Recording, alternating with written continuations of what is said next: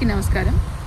Gadwal Congress party ఇన్ఛార్జ్గా ఈరోజు అఖిలపక్ష నాయకుల ఆధ్వర్యంలో రేపు జరగబోయే బీసీ కోసం జరిగే ఈ బంద్లో మనం అందరూ కూడా పాల్గొనాలని కోరుకుంటూ, ముందుగా ఒక కాంగ్రెస్ పార్టీ నాయకురాలుగా కాంగ్రెస్ పార్టీకి బీసీల మీద ఉన్న చిత్తశుద్ధి కావచ్చు, బీసీలకి న్యాయం చేయాలనే ఆలోచన కావచ్చు, ఆ రోజు రాహుల్ గాంధీ గారు గత అసెంబ్లీ ఎలక్షన్లో మొదలుపెట్టిన కామారెడ్డిలో చేసిన డిక్లరేషన్లో బీసీలకి కులగణన చేస్తూ వాళ్ళకి సమాన న్యాయం అంటే వాళ్ళకి ఎంత జనాభా ఉందో దానికి తగ్గ అవకాశాలు కల్పిస్తామని ఆ రోజు రాహుల్ గాంధీ గారు చేసిన వాగ్దానం 2 సంవత్సరాల లోపే దానికి ఒక బీసీ కమిషన్ వేస్తూ, దానికి సరిపోను డెడికేటెడ్ కమిటీ వేస్తూ, అదే కాకుండా క్యాబినెట్లో తీర్మానం చేసి మళ్ళీ అసెంబ్లీలో తీర్మానం చేసి గవర్నర్ గారికి ఆ లేఖ కూడా పంపించడం జరిగింది.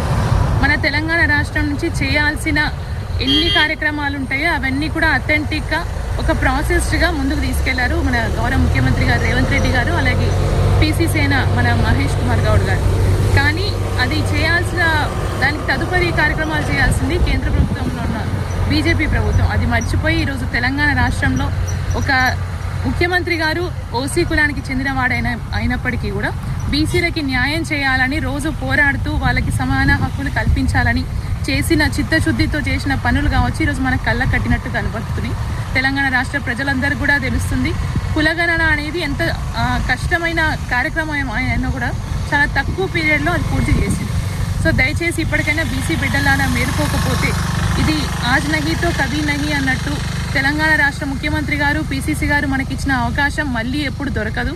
ఇప్పటికీ ఉపయోగించుకోండి. మనం అందరం కట్టగట్టుకొని రోడ్డు మీదకి ఎక్కి రేపు బీసీ బంద్కి సహకారం అందిస్తేనే డెఫినెట్గా మనకి మన హక్కులని సాధించుకునే అవకాశం ఉంటుంది. సో అఖిలపక్షం వాళ్ళు ఏర్పాటు చేసిన బీసీ బంద్కి నేను ఒక బీసీ బిడ్డగా కాంగ్రెస్ పార్టీ గద్వాల్ ఇన్ఛార్జ్గా మద్దతు ఇస్తున్నాను.